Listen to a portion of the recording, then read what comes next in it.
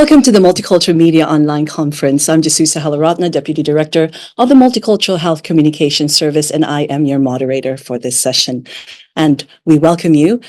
Today, this session is hosted by the Ministry of Health, Multicultural Health Communication Service with the support of Multicultural New South Wales. Today, we're going to talk about bowel cancer and bowel screening. And the good news for the community is that from July 1st, this year, more people are able to take advantage of Australia's free life-saving bowel screening test because the eligibility age has lowered to the age from 50 to now 45 years old. We're pleased to have with us Christopher Horn, New South Wales Bowel Screening Program Manager from Cancer Institute New South Wales. Chris, thank you for coming on the show. Thank you. And Dr. Brian Cung, a GP who works very closely with the Vietnamese community in New South Wales and has done great work in multicultural community health. And he's done a lot of videos for New South Wales as well. Dr. Brian Cung, thank you for joining us. They're here with us to provide more details about bowel screening and all the information you need to know. But before we start, we'd like to begin by acknowledging the traditional owners of the land from which we are all meeting from today. We pay respects to elders, present, past, and emerging.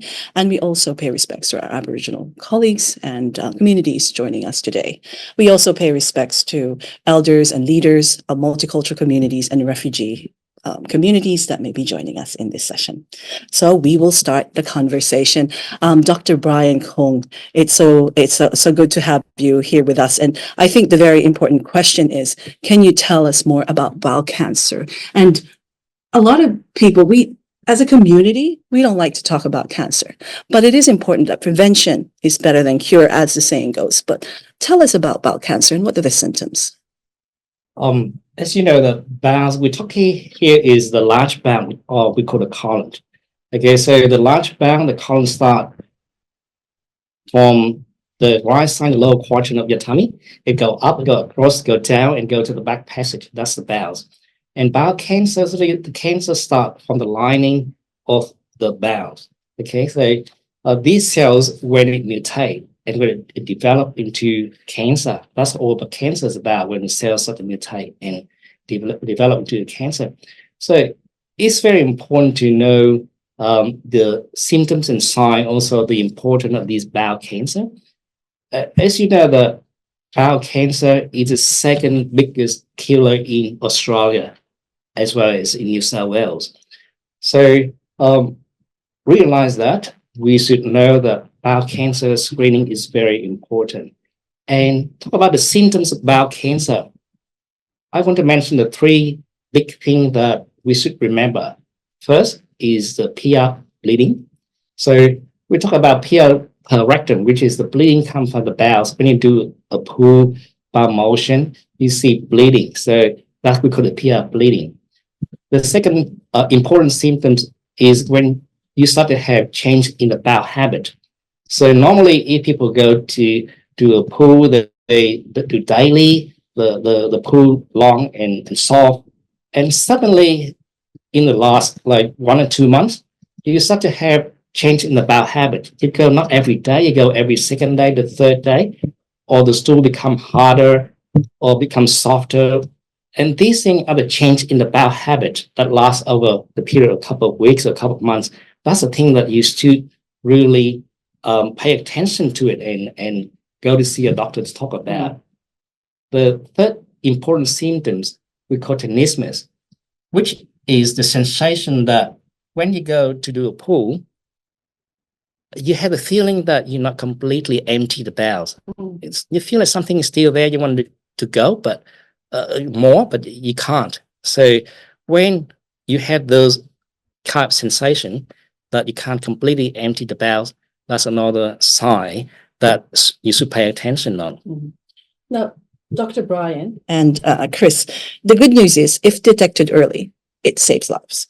And bowel cancer can successfully be treated in more than 90% of cases. Now, Chris, the federal government has recently reduced the eligibility age for people who are eligible for this.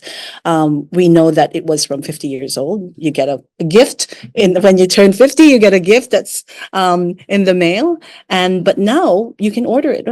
Can you tell us more about that? Yeah, it's a great change that they've made to the program. So For some time, we have seen the incidence of bowel cancer in younger people start to grow. And so the guidelines were reviewed last year, the guidelines for family history and for population screening for colorectal cancer. And the evidence suggested that we need to be screening a wider age range. So the recommendation was made that the age range be changed from 50 down to 45, and those changes have just been implemented by the Australian government. So one of the things that they've done is open up the screening program for people aged 45 to 49 who can, there are 3 ways that they can get a kit. People will still be invited from the age of 50. You'll still get the invitations every 2 years. But if you're 45 to 49, you can start that screening at any time by going online and ordering a kit, or calling the National Cancer Screening Register, or speaking to your GP to see if they're doing access to kits from their GP practice. Now, why is bowel screening so important, or as we call it, the poo test? And let's just talk about it. It is really important to understand that it is an important subject, and we want to normalize the conversation, because it's painful. And when you have the symptoms, it looks like when you're telling me about the symptoms, but at the same time, people should be talking about it. It absolutely should. So Dr. Brian mentioned earlier that the bowel cancers start by growing in the lining of the bowel. One of the things that we see before the bowel cancer grows is a thing called a polyp, a small growth called a polyp. Now, not all polyps will turn into a bowel cancer, but we do know that most bowel cancers will have started as a polyp. And those polyps are bleeding microscopic amounts of blood into the poo. So little that you really won't see it through the naked eye. Yeah. And that's what the screening test is looking for. Mm. So we're really trying to find those changes in the really early stage. You mentioned that over 90% statistic. In fact, if we pick bowel cancer up at the earliest stage, the chance of successful treatment is about 99%. And better than that, if we pick up the changes, the polyps, before they've become cancerous, then they can be taken out in a colonoscopy without somebody ever having had a bowel cancer diagnosis.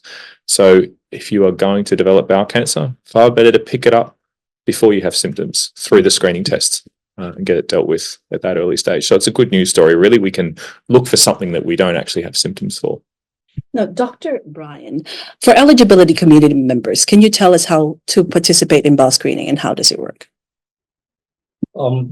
As Chris said, that people, when they get certain age, they can have the access to this bowel screening. So before, from 50 onwards, you automatically receive a bowel cancer screening kit test in the mail every 2 years. But now we start to lower the screening age down to 45. And this kit test is very good because the immunochemical fecal occult blood test. So you can actually detect the blood in the stool that your eye cannot see. And that's the whole point we want to detect before we can have the symptoms or can see blood in the stool.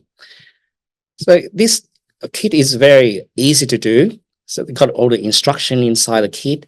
We just have to collect the stool, put it in the tube, and put it into the mailbox because it already got the stamp on it. So if anyone of you receive these kit tests and you don't know exactly how to do it, just come to see your GP. That's the first stop you can see.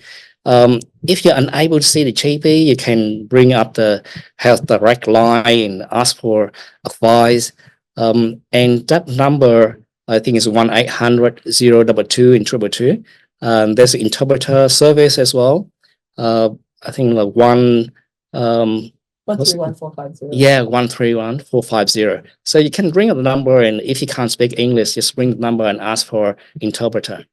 So that's how you do it. And as Chris said, that when you have blood in the stool, it doesn't mean that definitely it's a cancer. It's the sign that we should go and searching for what causing that bleeding, that blood in the stool.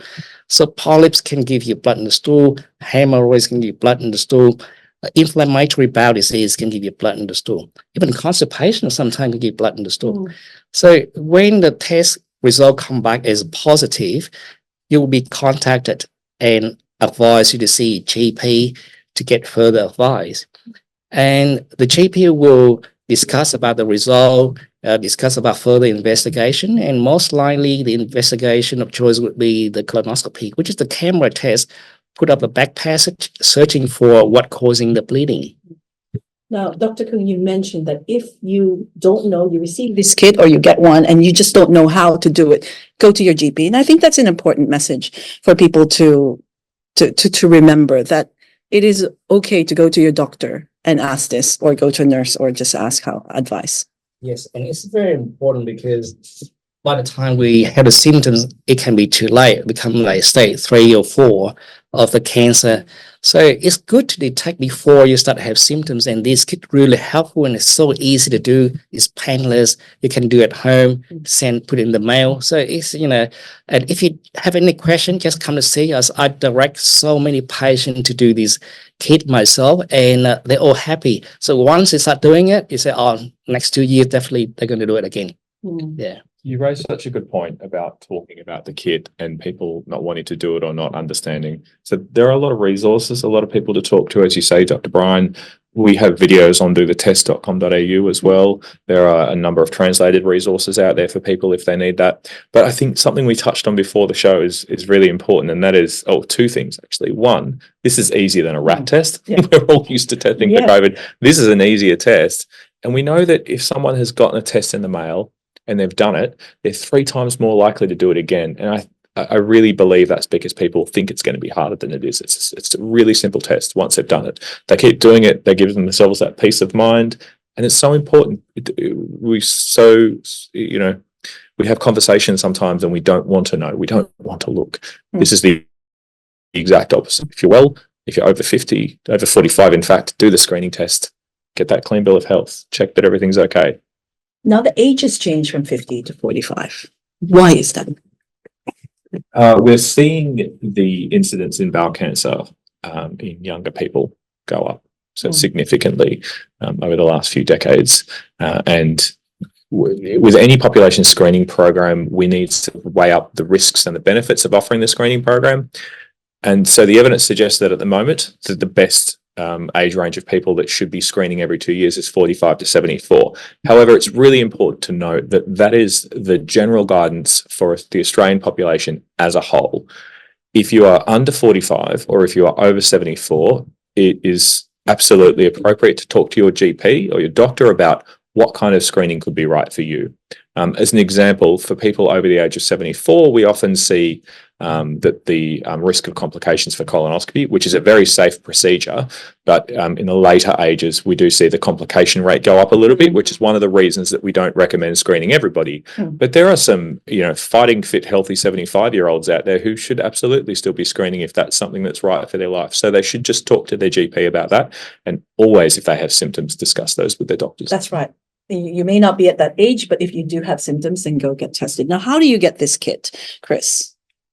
So if you're 50 to 74, you should be getting it in the mail every 2 years. If you're not, it's very important to check your Medicare details and make sure that they're up to date, because the national program used the Medicare register to send out the kits to eligible people to that address. So if you haven't got the kit, you can call the National Cancer Screening Register. I'd recommend we should post a link in the chat there. Yeah. The other thing you can do is just go to Google and type in NCSR request a kit, and it will come straight up in the search results. You can either call them or you can request a kit online if you haven't gotten the kit. And that's the same for 45 to 49-year-olds. If you're in that age range, 45 to 49, you do need to request a kit if you want to screen, and I strongly encourage that you do. The way the 2-yearly screening is structured now is that if you're 45 to 49 and you request a kit, you will then continue to get kits every 2 years. You're kind of on the radar now, and you'll get invitations. If you haven't screened between 45 and 49, then you will start getting your kits at 50. And those kits come every 2 years, either every 2 years on the clock, or if you've done the kit, you'll get your next one 2 years after you did the last one. I remember during Multicultural Health Week 2 years in 2022, we had Cancer Screening Saves Lives, and we talked about bowel screening, breast screening, and cervical screening. And I was under 50 at that time, and I was looking for, 2 more years, I'm going to get my kit.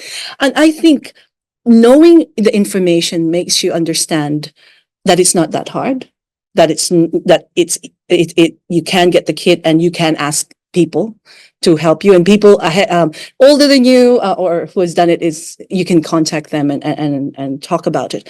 But bowel screening is about diet, isn't it? How can you tell us about what we can do to avoid getting the symptoms, and just in terms of making sure that we're ready to make sure that we're taking care of ourselves?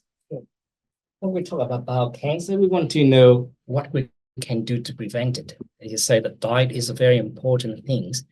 So we had to learn how to do a healthy lifestyle, that including a healthy diet, exercise regularly.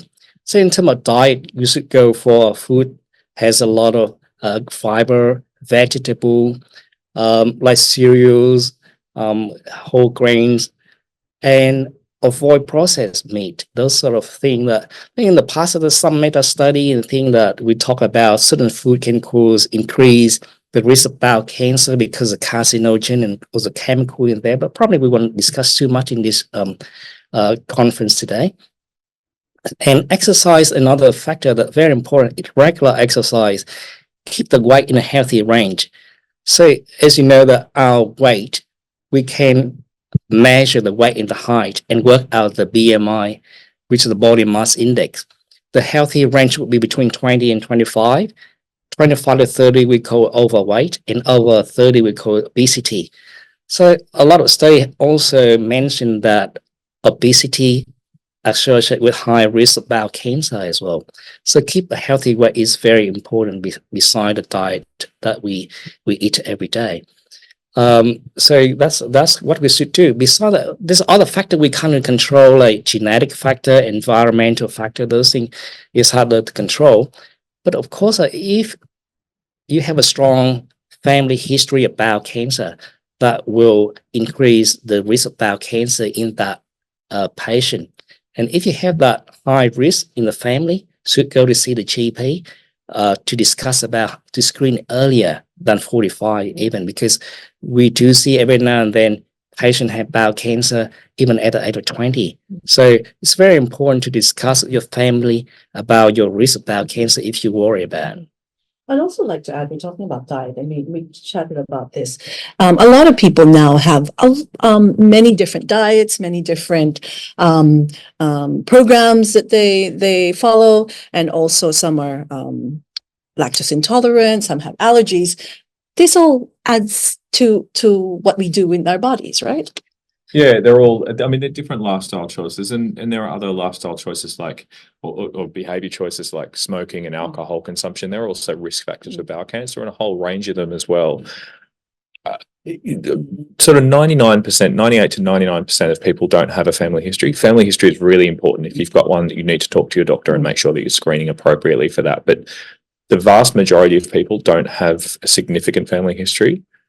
But, you know, we have a lot of conversations about whether or not, you know, being vegetarian, for example, means you can't get bowel cancer. In actual fact, the biggest risk factor you've got is age. If you're over the age of 50 or over the age of 45, in fact, your biggest risk factor is your age, and you should be screening, even if you feel otherwise completely well. But definitely flick the cigarettes and cut your drinking down as well. If that's something that you're doing a lot of, they're definitely risk factors for this. Yeah. You talked about being vegetarian, and a lot of communities, and from the multicultural communities, there's a lot of different diets. People think that, and we've seen this in the information sessions that we have, and questions and answers that, oh, I'm vegetarian, I'll be okay.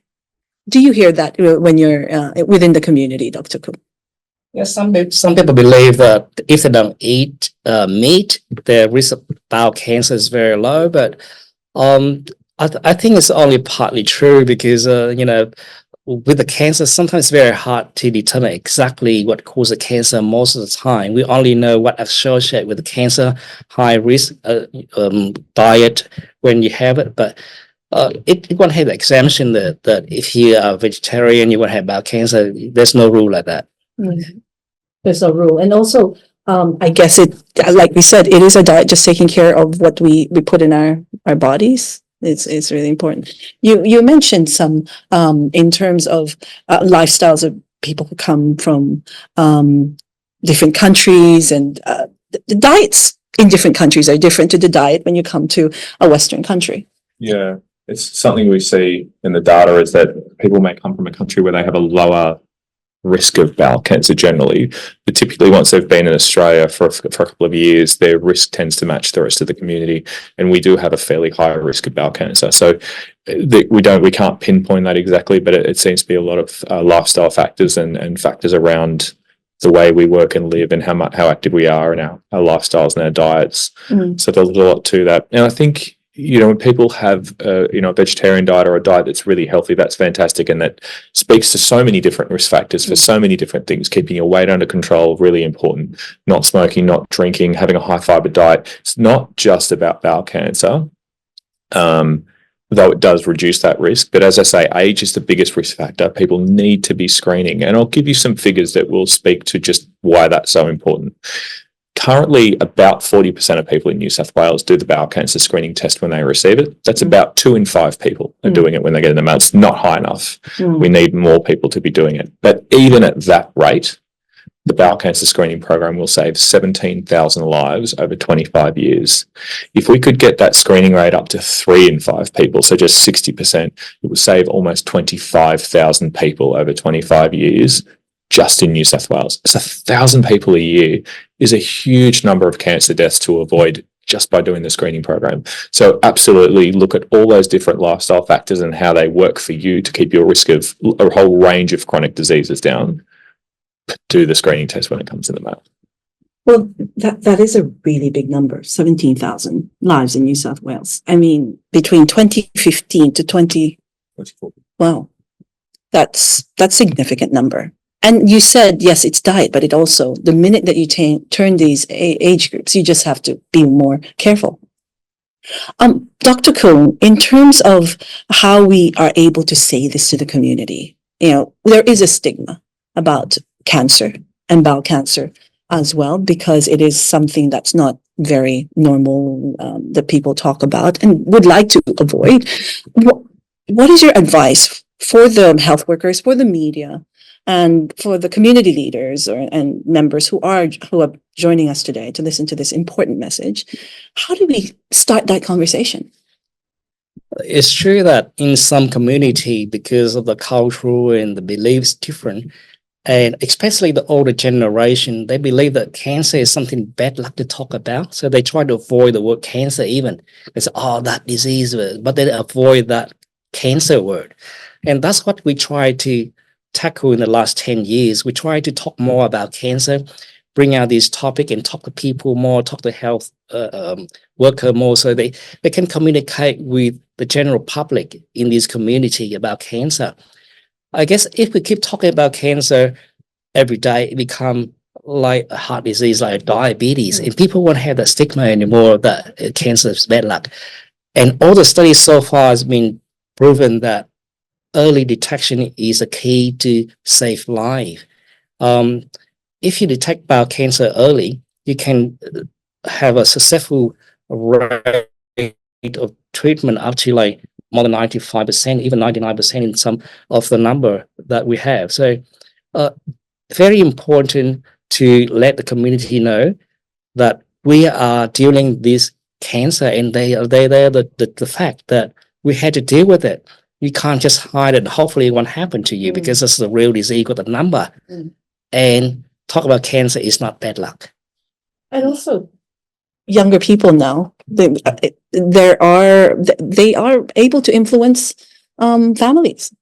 Yeah, absolutely. That's one of the things that we've quite often talked about as well, is talking to your partner or your mother, if you're an adult child, talking to your parents, ask them, have you done your kit? Did you get it in the mail? Have you done it? A little bit of family pressure. Everybody wants to be around for their kids and to see their grandkids grow up, or to be there with their community and be healthy and live a healthy and active life. And this is really part of looking after yourself, to make sure that you are around and that you're physically capable and healthy and well enough to do that and be part of your community.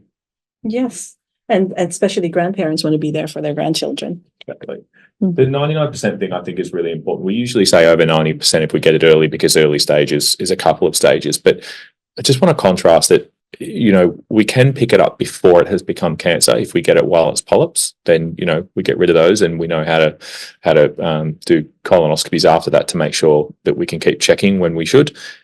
If it's diagnosed at the later stage, and this is when it's far more likely to have symptoms, people that are presenting to the hospital because they've got rectal bleeding that they can't control, or they've got a bowel obstruction, they're far more likely to be late stage at that point. And the latest stage survival is about 14%. So the difference between picking something up early, going looking for it, checking that you're well, even though you don't have symptoms, and maybe getting it before it's even turned into cancer, or getting it at that earlier stage and having 99% chance, versus very late stage and 14%, chance of successful treatment. That, I know which side of that I would rather be on. If I was going to wake up and find out that they'd found something, I know I'd rather be on the 99% chance side of that. So another thing to think about. Yeah, thank you so much, Chris, for that. I think it's really important to get all that data and people noting that. But Dr. Cung, you've seen people who've had cancer. You deal with this every day.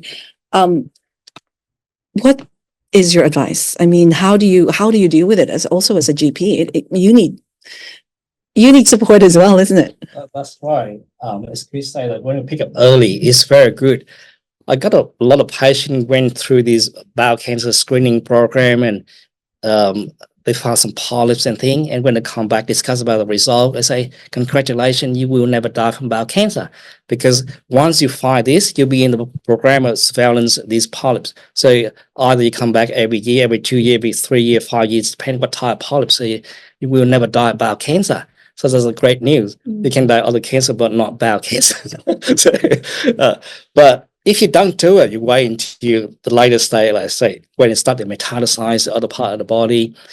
Patient got to go through the surgery if they can. If you can do surgery, that's a good news. Some patient cannot even do surgery because it's too late to do surgery, and they had to go through this chemotherapy with a lot of side effect, and the prognosis is not so good. So I see patients slowly go through these chemotherapy and got all the side effect. Some good news come out, some bad cases at the end, it's not successful. So it's a horrible feeling, especially when we have a long-term relationship with this patient.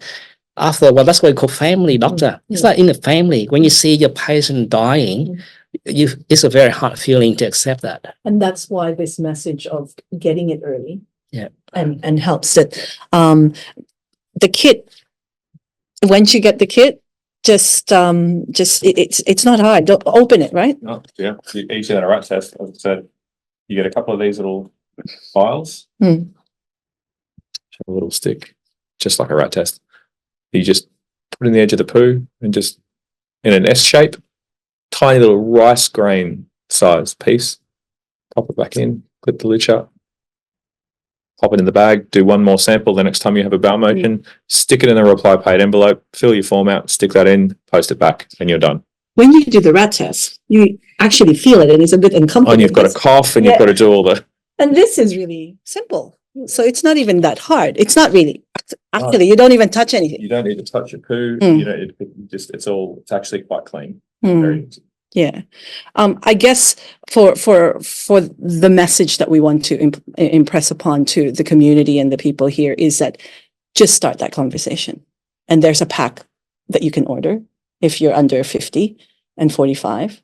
Yeah, Chris? Yeah, absolutely. If you're 45 to 49, as I said, there's a phone number you can call, post a link in the chat. You can go on the website, or if all else fails, search for NCSR request a kit, and that will bring you up to the right link. Do those kits when they arrive in the mail. And if you're 45 to 49, or go to see your family doctor. Exactly. We can order the kit for you. Some practice even pre-order the kit right in the surgery. You just pick it up.